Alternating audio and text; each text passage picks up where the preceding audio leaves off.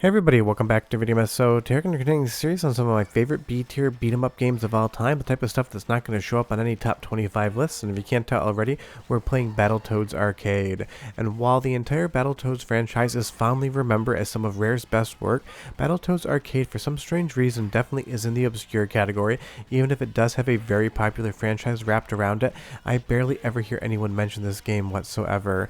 But if you love Battletoads on the NES or Super Nintendo, there's definitely a lot to love here, even though this game, I would say, is much more difficult in certain aspects.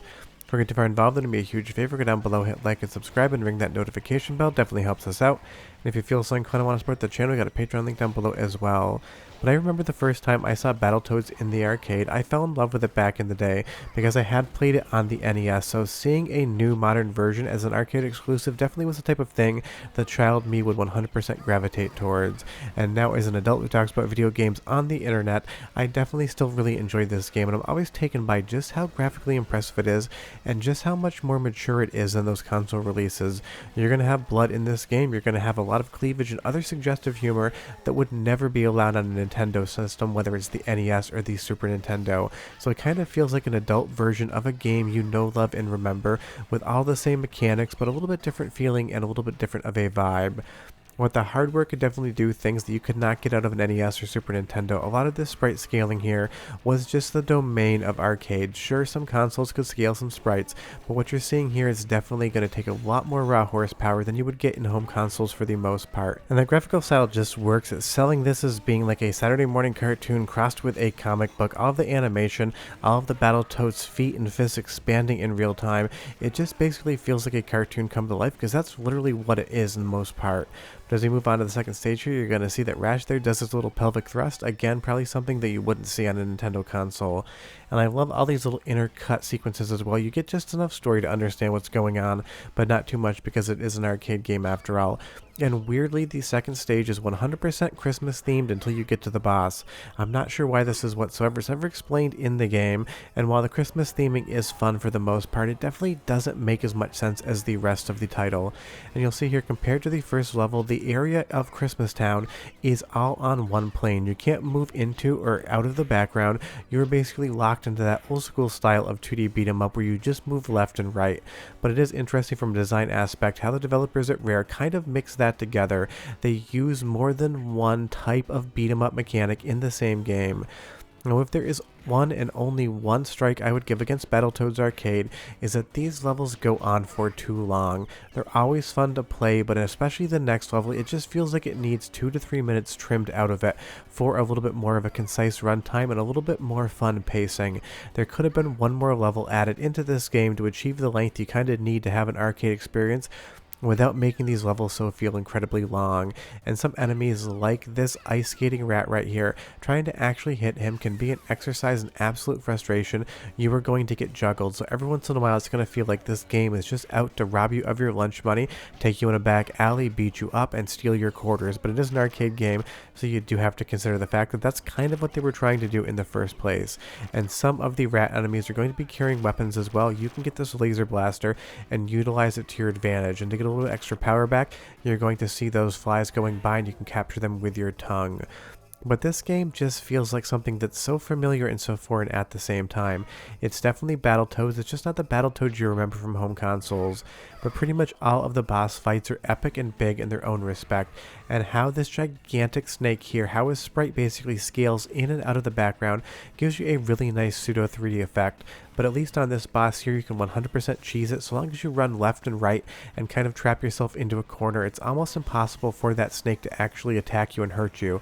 So as cheap as the game can be in some respects, taking quarters off of you, you can also basically cheese some of the bosses and make it so that you are invulnerable at the same time. So there is a lot of strategy in this game as to how to protect yourself and how to read the boss patterns, which is fun. And because it is a Rare game and it is a Battletoads game, it also has an awesome soundtrack, so go ahead and listen for 45 seconds, and I'll be right back. Touchdown!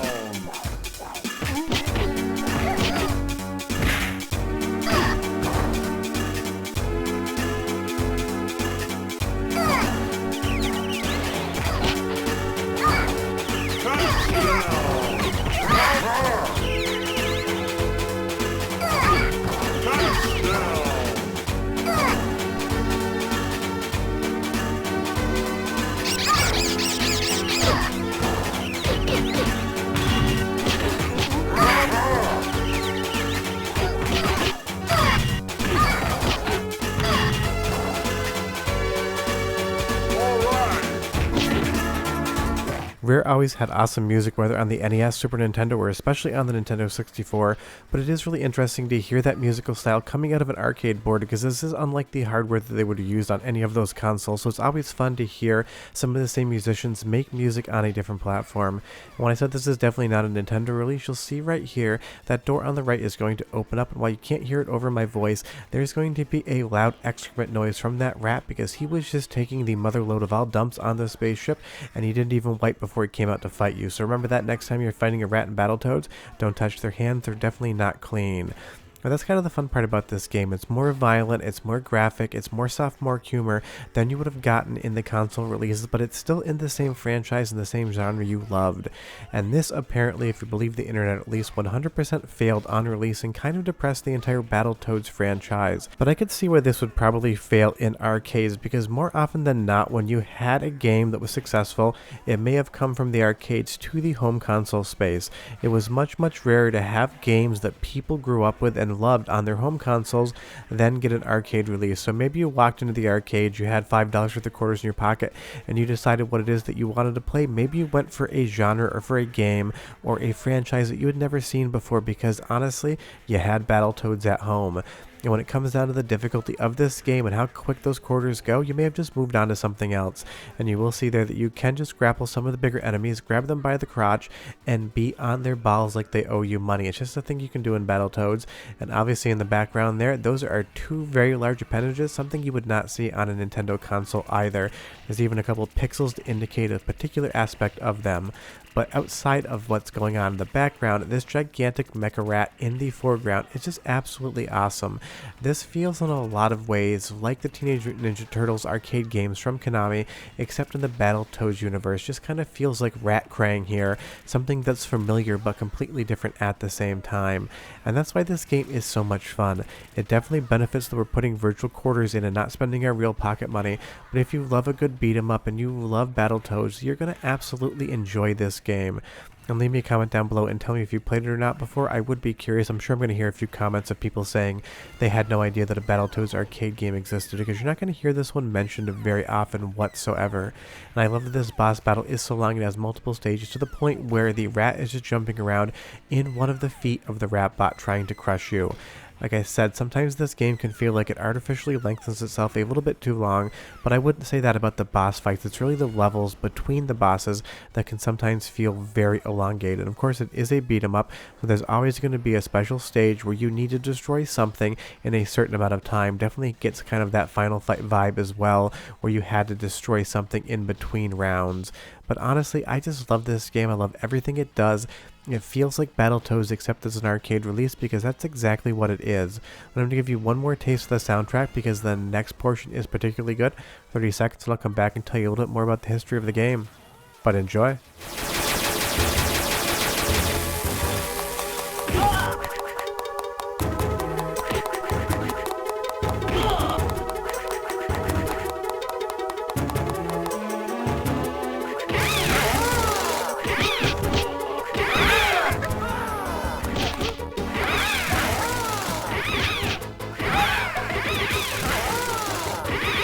It's a fun soundtrack that kind of sounds like cheery horror vibes, and that makes total sense because I have no idea what we're actually traversing down, but it looks like a massive spine in the background with all of this organic material clinging to these walls with these barnacles and all of these weird snapping snakes coming out.